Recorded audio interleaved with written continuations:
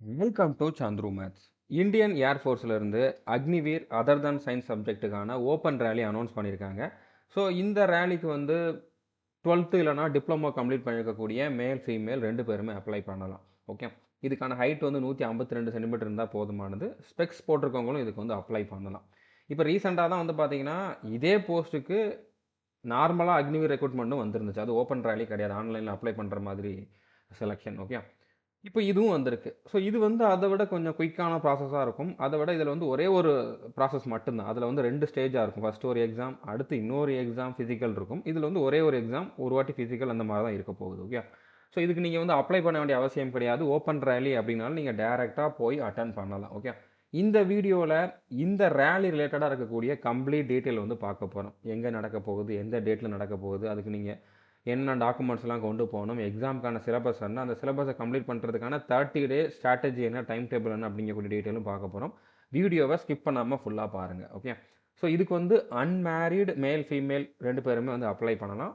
மாற்றுத்திறனாளிகள் அப்ளை பண்ண முடியாது. இந்த ரேலி வந்து பார்த்தீங்கன்னா ஆகஸ்ட் 27ஆம் தேதியிலிருந்து செப்டம்பர் 14 வரைக்கும் நடக்க போகுது. ஓகே, சென்னையில் தான் நடக்க போகுது. இதுக்கு வந்து நீங்கள் அப்ளை பண்ண வேண்டிய அவசியம்லாம் கிடையாது. ஸோ இப்போ எந்தெந்த டேட்டில் யார் யாருக்கு நடக்குது அப்படிங்கிறத வந்து கொடுத்துருக்காங்க. இப்போ சென்னையில் வந்து பார்த்தீங்கன்னா செப்டம்பர் 6 வரைக்கும் தான் நடக்குது. வேறு ஸ்டேட்டில் வந்து இன்னும் அதுக்கப்புறம் நடக்குது. ஓகே, இப்போ சென்னையில் நடக்கக்கூடிய அந்த ரேலியில் வந்து யார் யாரெல்லாம் அட்டன் பண்ணலாம் அப்படின்னா தெலுங்கானா, ஆந்திரா, கேரளா, கர்நாடகா, தமிழ்நாடு, பாண்டிச்சேரி, இந்த மாதிரி ஸ்டேட்டில் இருக்கக்கூடிய மேல் ஃபீமேல் 2 பேருமே அட்டன் பண்ணலாம். ஓகே, ஸோ இப்போ இது வந்து சென்னையில் எந்த இடத்துல நடக்க போகுது அப்படின்னா 8 airman selection centre, air force station, Tambaram. தாம்பரமில் தான் இருக்க போகுது. ஓகே, இது வந்து மெயின் ரோட்டில் தான் இருக்குது. ஏர்ஃபோர்ஸ் ஸ்டேஷன் வந்து உங்களுக்கு ட்ராவல் பண்ணி போகிறதுமே ரொம்ப ரொம்ப ஈஸி. ஓகே, நீங்கள் ட்ரெயினில் போனீங்க அப்படின்னா தாம்பரமில் இறங்கி போய்க்கலாம். ஓகே, இல்லை ஒருவேளை நீங்கள் சென்ட்ரலில் வந்து இறங்குறீங்கன்னா அங்கேருந்து லோக்கல் ட்ரெயினும் தாம்பரம் வரைக்கும் இருக்குது. ஓகே, ஸோ இதுக்கு ட்ராவல் பண்ணுறதுக்கு அந்த அளவுக்கு நீங்கள் ரொம்ப அலைய வேண்டிய அவசியம் இருக்காது. ஸோ இப்போ எந்தெந்த டேட்டில் யார் யாரெல்லாம் அட்டன் பண்ணலாம் அப்படிங்கிறத கொடுத்துருக்காங்க. ஸோ இந்த ரேலியில் என்னென்ன நடக்கும் அப்படின்னா ஃபஸ்ட்டு எடுத்தோன்னே உங்களுக்கு ஃபிசிக்கல் டெஸ்ட் இருக்கும். அடுத்ததாக வந்து ரிட்டன் டெஸ்ட் இருக்கும். அடுத்ததாக அடாப்டபிலிட்டி டெஸ்ட் 1, 2ன்னு சொல்லி 2 டெஸ்ட் இருக்கும். அடுத்து மெடிக்கல் டெஸ்ட் இருக்கும். இதோட ப்ராசஸ் வந்து கம்ப்ளீட் ஆகுது. உங்களோட டாக்குமெண்ட்ஸுமே வந்து செக் பண்ணுவாங்க. ஓகே, ஸோ இப்போ 27 ஆகஸ்ட்லேருந்து 28 ஆகஸ்ட் வரைக்கும் தெலுங்கானா, ஆந்திராவில் இருக்கக்கூடிய கேண்டிடேட் வந்து அட்டன் பண்ணலாம். அவங்க 27ஆம் தேதி வந்து ரிப்போர்ட் பண்ணணும். 2 நாள் அவங்களுக்கு வந்து நடக்கும். இது மேல் கேண்டிடேட்டுக்கு. ஓகே, அதே மாதிரி 30லேருந்து 31 ஆகஸ்ட் வரைக்கும் கர்நாடகா, கேரளாவில் இருக்கக்கூடிய மேல் கேண்டிடேட் வந்து அட்டன் பண்ணலாம். அவங்க 30ஆம் தேதி வந்து ரிப்போர்ட் பண்ணணும்.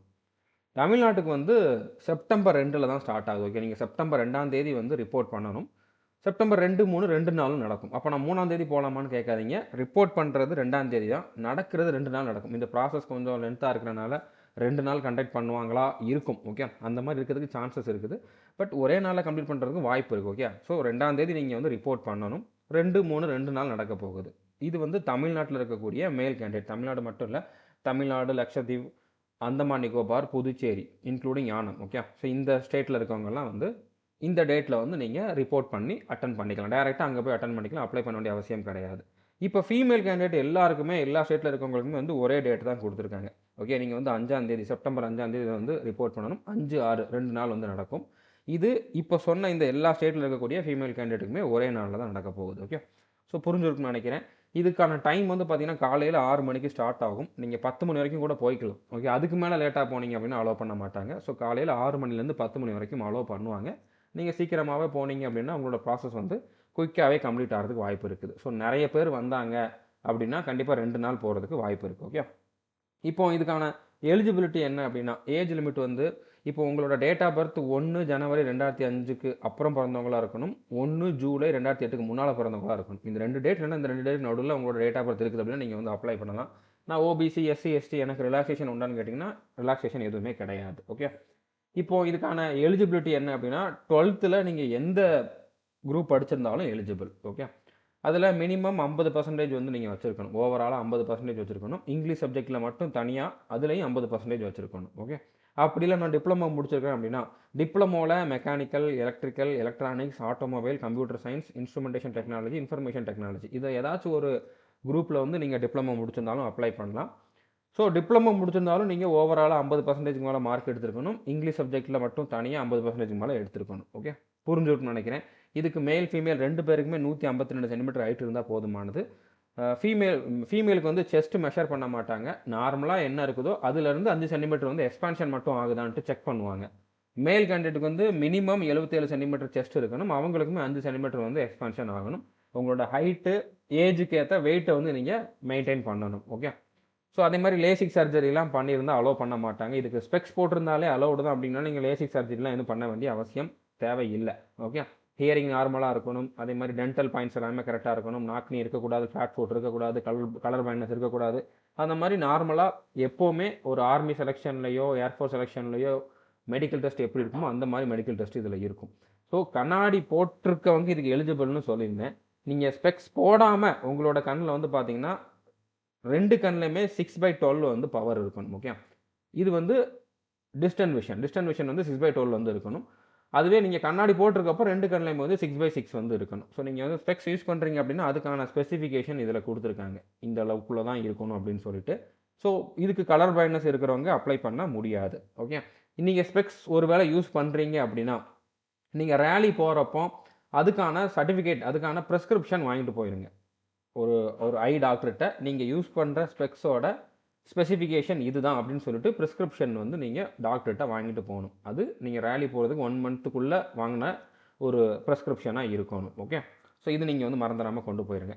அடுத்ததாக இப்போ ரேலி அட்டன் பண்ண போகிறதுக்கு என்னென்னலாம் நீங்கள் கொண்டு போகணும் அப்படின்னா, நீங்கள் ஒரு HB pencil, okay, normal pencil தான். ஹெச்பி பென்சில்னால் வேறு எதுவும் நினச்சிடாதீங்க. ஒரு பென்சில், ஓகே, ஒரு பென்சில், ஒரு எரேசர், ஷார்ப்னர், க்ளூ ஸ்டிக் அதாவது gum, stapler, black and blue ball point pen, okay, ரெண்டுமே பிளாக் கலர் ப்ளூ கலரில் இருக்கக்கூடிய பால் பாயிண்ட் பென் இதெல்லாம் நீங்கள் கொண்டு போகணும். ஸோ எல்லாமே நீங்கள் தான் கொண்டு போகணும். பேப்பர் பென்னு, பேப்பர் மட்டும் இவங்க கேட்கல. ஓகே. பென்சில், எரேசர் எல்லாமே வந்து கேட்டிருக்காங்க. ஓகே. ஸோ அடுத்ததாக வந்து பார்த்தீங்கன்னா உங்களுடைய self attested photo copy of matriculation passing certificate ஒரிஜினலும் இருக்கணும். 10th certificate, okay, 10th certificate ஒரிஜினலும் இருக்கணும். அது போக 4 ஜெராக்ஸ் காப்பி இருக்கணும். அந்த 4லையுமே நீங்கள் செல்ஃப் அட்டஸ்டேஷன் பண்ணியிருந்தால் போதுமானது. செல்ஃப் அட்டஸ்டேஷன்னா நீங்கள் க்ரீன் இங்கிட்டு சைன் போடுறவர்கிட்ட வாங்கணும்ட்டு கிடையாது. அது நார்மல் அட்டஸ்டேஷன். செல்ஃப் அட்டஸ்டேஷன்னா நீங்களே பண்ணுறது. அந்த ஜெராக்ஸ் காப்பியில் இப்போ இந்த மாதிரி ஒரு ஜெராக்ஸ் காப்பி நீங்கள் எடுத்து வச்சுருக்கீங்க 10th மார்க் ஷீட் அப்படின்னா அதில் கார்னரில் எங்கே இடம் இருக்குதோ அந்த இடத்துல வந்து பார்த்தீங்கன்னா செல்ஃப் அட்டஸ்டட் அப்படிங்கிற மாதிரி எழுதிட்டு அதில் உங்களோட சைனை போட்டு அதுக்கு கீழே டேட்டை போடணும். அவ்வளோதான். இவ்வளோதான் சிம்பிள். உங்களோட சைன் போட்டால் போதுமானது. ஸோ இந்த மாதிரி நீங்கள் செல்ஃப் அட்டஸ்டேஷன் பண்ணால் போதுமானது. அது ஒரு 4 காப்பி இருக்கணும். ஒரிஜினல் கண்டிப்பாக இருக்கணும். அதே மாதிரி 12th certificate, 12th mark sheet வந்து பார்த்தீங்கன்னா சர்டிஃபிகேட்னா மார்க் ஷீட் தான். Okay. 10th mark sheet, 12th mark ஷீட்டும் அதே மாதிரி தான் ஒரிஜினலும் இருக்கணும். 4 செல்ஃப் அட்டஸ்டட் ஜெராக்ஸ் காப்பி வந்து நீங்கள் எடுத்துகிட்டு போகணும். இல்லை 12th பதிலாக டிப்ளமோ முடிச்சிங்கன்னா டிப்ளமோக்கான சர்டிஃபிகேட்ஸ் மார்க் ஷீட்டை வந்து நீங்கள் இதே மாதிரி ஒரிஜினலும் 4 ஜெராக்ஸ் காப்பியும் கொண்டு போகணும். அடுத்ததாக இதில் வந்து நீங்கள் தமிழ்நாட்டுக்காரர் தான் அப்படிங்கிறதுக்கான ப்ரூஃப் வந்து கேட்பாங்க. அது வந்து டொமிசில் சர்டிஃபிகேட்னு சொல்லுவாங்க. ஸோ நம்ம ஊரை பொறுத்த வரைக்கும் அது nativity certificate. Okay. So nativity certificate உங்ககிட்ட இருக்கணும். அதுவும் original plus 4 self attested photo copies அதாவது ஜெராக்ஸ் காப்பி கொண்டு போகணும். என்சிசி கேண்டிடேட்டாக இருந்தீங்க அப்படின்னா உங்களோட என்சிசி சர்டிஃபிகேட்டும் நீங்கள் கொண்டு போகணும். ஏபிசி அதில் என்ன இருக்குதோ அதை வந்து நீங்கள் கொண்டு போங்க. கண்டிப்பாக என்சிசி சர்டிஃபிகேட் இருக்கணும்னு அவசியம் இல்லை. என்சிசி கேண்டிடேட்டுக்கு வந்து இதில் பெனிஃபிட் எதுவும் இருக்குதா அப்படிங்கிறதையும் இவங்க இந்த நோட்டிஃபிகேஷனில் மென்ஷன் பண்ணலை. ஓகே. ஸோ அதுவும் உங்ககிட்ட இருக்குதுன்னா original plus 4 self attested photo copy வந்து கொண்டு போகணும். அடுத்த கன்சென்ட் ஃபார்ம்னு சொல்லி ஒன்று கொடுத்துருக்காங்க ஃபிசிக்கல் டெஸ்ட்டுக்கு போகிறப்போ நீங்கள் கொண்டு வர சொல்லி. ஸோ அது என்ன அப்படின்னா அதுவும் நோட்டிஃபிகேஷன்லேயே இருக்குது. இதோட ஃபார்மேட் வந்து நான் நம்மளுடைய டெலகிராம் சேனல்லையுமே ஷேர் பண்ணியிருக்கேன். நோட்டிஃபிகேஷன்லேயே நீங்கள் எடுத்துக்கலாம். அதில் கிளியராக இருக்குது ஃபார்மேட். ஓகே. ஸோ இதில் வந்து பார்த்தீங்கன்னா நீங்களே ஃபில் பண்ணிக்கணும். இதில் வேறு யார்கிட்ட நீங்கள் சைன் வாங்க வேண்டிய அவசியம் இல்லை. உங்களோட பேரண்ட்டை சைன் போடணும், இல்லைனா நீங்கள் சைன் போடணும். ஓகே. இப்போ இந்த இடத்துல பாருங்கள் உங்களுடைய பேர் சன்னா டாக்டரா அப்படிங்கிறத கொடுத்துக்கோங்க. ஓகே. அடுத்ததாக வந்து பார்த்தீங்கன்னா ஃபாதர் ஆஃப் டேஷ். கொஞ்சம் நான் மறுபடியும் இதை தெளிவாக உங்களுக்கு அண்டர்ஸ்டாண்ட் பண்ண வச்சுட்டு அதுக்கப்புறம் சொல்கிறேன். ஓகே. இதில் என்ன கொடுத்துருக்காங்கன்னா இப்போ உங்களோட ஏஜ் வந்து 18 விட கம்மியாக இருந்துச்சு அப்படின்னா உங்களோட ஏஜ் வந்து 18 விட கம்மியாக இருந்துச்சுன்னா நீங்கள் உங்களோட பேரண்ட்டை வந்து சைன் வாங்கிட்டு போகணும். இந்த இடத்துல உங்களோட பேரண்ட் வந்து எழுதணும். இப்போ 18 வயசுக்கு கம்மியாக இருக்கிறவங்க என்ன பண்ணணும் அப்படின்னா இந்த இடத்துல உங்களோட அப்பாவோட பேர் வரணும். உங்களோட பேரண்ட் அப்பா இல்லைனா அம்மாவோட பேர்னா கார்டியனோட பேர் வந்து வரணும். ஸோ இந்த இடத்துல வந்து ஃபாதர் இல்லைனா கார்டியன் ஆஃப் இந்த ரெண்டில் ஏதாச்சும் ஒன்று தான் இருக்கணும். ஓகே. இங்கே உங்களோட பேர் வரணும், உங்களோட டேட் ஆஃப் பர்த் வரணும். இந்த இடத்துல உங்களோட பேரண்டோட சிக்னேச்சர் வரணும். ஓகே. பேரண்ட்னா கார்டியனோட சிக்னேச்சர், அவங்களோட நேம், உங்களுக்கு என்ன ரிலேஷன், அதாவது ரிலேஷன்ஷிப் வித் கேண்டிடேட். ஓகே. உங்களுக்கு அவங்க அப்பாவா அம்மாவா ஃபாதரா மதரா கார்டியனா அப்படிங்கிறது நீங்கள் எழுதணும். அவங்களோட மொபைல் நம்பர், டேட்டு நீங்கள் ரேலி போகிறதுக்கு 1 நாள் 2 நாள் முன்னால் இருக்கக்கூடிய டேட்டு போட்டால் போதுமானது. ஓகே. இது 18 வயசுக்கு கீழே இருக்கவங்களுக்கு. எனக்கு 18 வயசு ஆயிருச்சு, கம்ப்ளீட் ஆயிருச்சு, 18 வயசுக்கு மேலே இருக்குது அப்படிங்கிறவங்க என்ன பண்ணணும் அப்படின்னா, இந்த இடத்துல உங்களோட பேர் எழுதணும். ஓகே. இந்த இடத்துல வந்து பார்த்தீங்கன்னா, இது 2யும் அடிச்சிடணும். சன்னா, டாட்டரா இந்த 2ல ஏதாச்சும் ஒண்ணு வந்து வச்சிருக்கணும். ஓகே. சன் ஆஃப் இல்லைனா டாட்டர் ஆஃப். இங்கே உங்களோட பேரண்ட்டோட பேர் எழுதணும். ஓகே. பேரண்ட்டோட பேர் எழுதணும். அடுத்ததா வந்து இந்த இடத்துல ஆனால் உங்களோட டேட் ஆஃப் பர்த் தான் போடுற மாதிரி இருக்கும். இங்கே கொஞ்சம் மீனிங் கரெக்டாக மேட்ச் ஆகாது. பட் உங்களோட டேட் ஆஃப் பர்த் தான் போடுற மாதிரி இருக்கும். இங்கே உங்களோட சிக்னேச்சரை நீங்கள் போட்டுக்கலாம். இந்த இடத்துல வந்து பார்த்தீங்கன்னா உங்களுடைய நேமே எழுதிக்கலாம். இந்த இடத்துல செல்ஃப்னு போட்டுக்கோங்க. செல்ஃப்னு போட்டுக்கோங்க. அடுத்ததாக வந்து பேரண்ட், கார்டியன், மொபைல் நம்பர் எழுதுனா எழுதிக்கோங்க. ஓகே. அது கண்டிப்பாக எழுதிடுங்க. ஸோ அடுத்ததாக டேட் போட்டுருங்க. ஸோ புரிஞ்சுருக்குன்னு நினைக்கிறேன். 18 வயசுக்கு கம்மியாக இருக்கிறவங்க அப்பா அம்மா கிட்ட வந்து இந்த கன்சென்ட் வந்து வாங்கிட்டு போகணும். இந்த ஃபார்ம் வந்து ஃபில் பண்ணிட்டு போகணும். 18 வயசுக்கு மேலே இருக்கவங்க அவங்களாவே செல்ஃபாகவே இதை வந்து கொடுத்துக்கலாம். ஓகே. ஸோ புரிஞ்சுருக்குன்னு நினைக்கிறேன். அடுத்ததாக முக்கியமான இன்னொரு பாயிண்ட் என்ன அப்படின்னா, நீங்கள் 10 பாஸ்போர்ட் சைஸ் ஃபோட்டோ கொண்டு போகணும். அதில் எதுவும் அட்டஸ்டேஷன்லாம் பண்ண வேண்டாம். அது ரீசெண்டாக எடுத்த பாஸ்போர்ட் சைஸ் ஃபோட்டோவாக இருக்கணும். ஒரு 6 மாதத்துக்குள்ளே எடுத்த ஃபோட்டோவாக இருக்கணும். அதில் வந்து அது நார்மலாக நீங்கள் எடுத்த ஃபோட்டோ மாதிரி இருக்கக்கூடாது. இப்படி உங்களுடைய செஸ்ட்டுக்கு முன்னால் ஒரு பிளாக் கலர் ஸ்லேட் வச்சு அதில் நேம்னு எழுதி உங்களோட ஃபுல் நேம் வந்து கேபிட்டல் லெட்டரில் எழுதிருங்க. அடுத்து டிஓபிங்கிறது டேட் ஆஃப் பர்த் கிடையாது, date of photograph taken. Okay. எந்த டேட்டில் ஃபோட்டோ எடுத்தீங்களோ அந்த டேட்டு.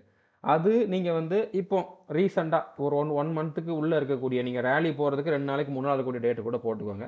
அந்த டேட்டை இந்த மாதிரி போட்டுட்டு இந்த மாதிரி ஃபோட்டோ 10 கொண்டு போகணும். நார்மல் பாஸ்போர்ட் சைஸ் ஃபோட்டோ வந்து எடுத்துகிட்டு போனீங்கன்னா அக்செப்ட் பண்ண மாட்டாங்க. இந்த மாதிரி கொண்டு போகணும். ஞாபகம் வச்சுக்கோங்க. ஓகே.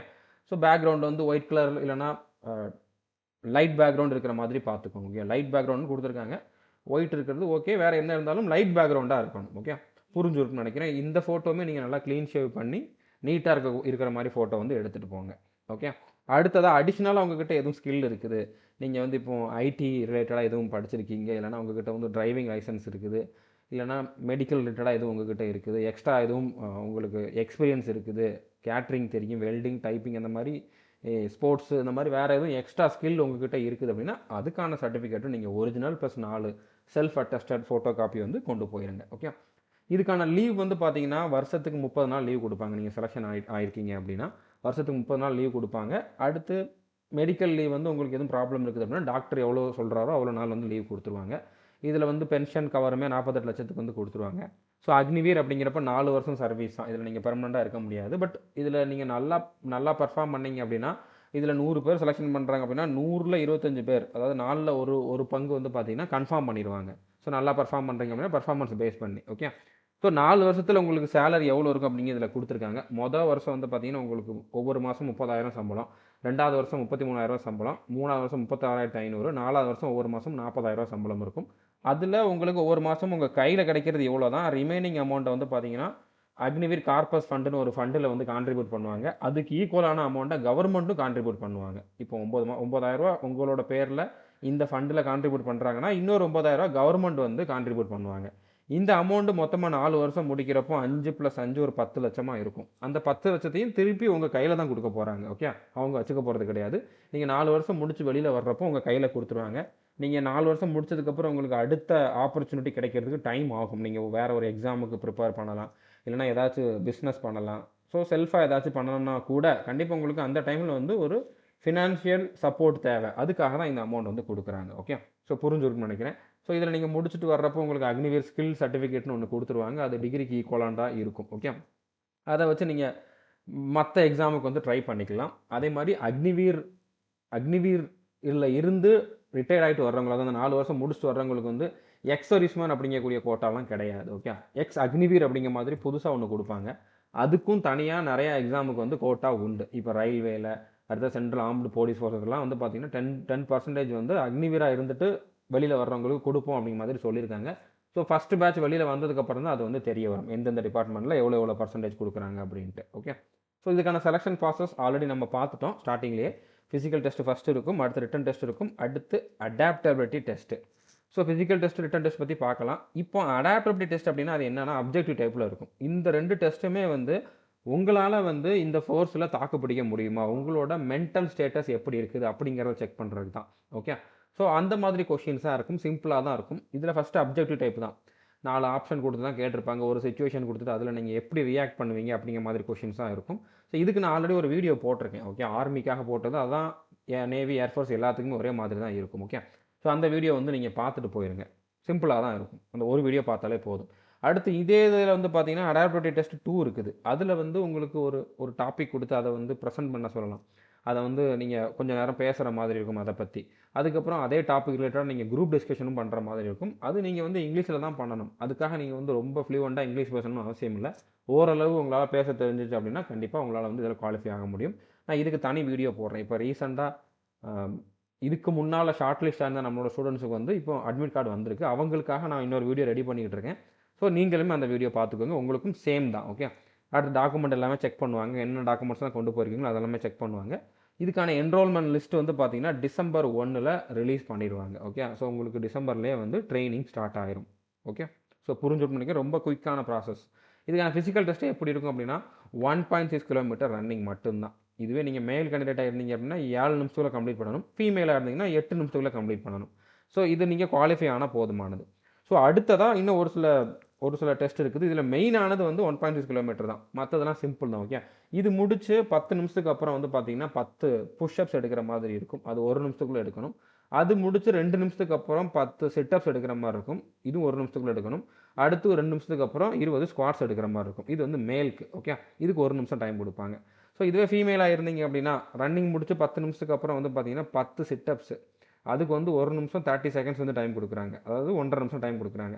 அது முடிச்சு 2 நிமிஷத்துக்கு அப்புறம் உங்களுக்கு 15 ஸ்குவாட்ஸ் எடுக்கிற மாதிரி இருக்கும். ஸோ இந்த புஷ்அப்ஸு, சிட்டப்ஸு, ஸ்குவாட்ஸ் இதெல்லாமே ரொம்ப ரொம்ப ஈஸி தான். பட் புஷ்அப்ஸ் கொஞ்சம் ப்ராக்டிஸ் பண்ணிக்குவாங்க. ஓகே, ஒரு சிலருக்கு இது கூட முடியாமல் இருக்கலாம். நீங்கள் ப்ராக்டிஸ் பண்ணிக்கோங்க. கண்டிப்பாக இது வந்து ஈஸியானது தான். ஓகே, ஸோ இதில் நீங்கள் குவாலிஃபை ஆனால் போதும். இதை நான் சீக்கிரம் பண்ணுறேன் இல்லைனா அதிகமாக பண்ணுறேன் அப்படின்னா எதுவும் எக்ஸ்ட்ரா மார்க் கொடுப்பாங்களான்னு கேட்டிங்கன்னா அந்த மாதிரி கிடையாது. குவாலிஃபை ஆனால் போதும். பாஸ் ஆகணும். ஃபெயில் ஆனால் வெளியில் அனுப்பிச்சிடுவாங்க. ஓகே, ஸோ யாரெல்லாம் பாஸ் ஆகிறீங்களோ அவங்க எல்லாருக்குமே வந்து எக்ஸாம் இருக்கும்.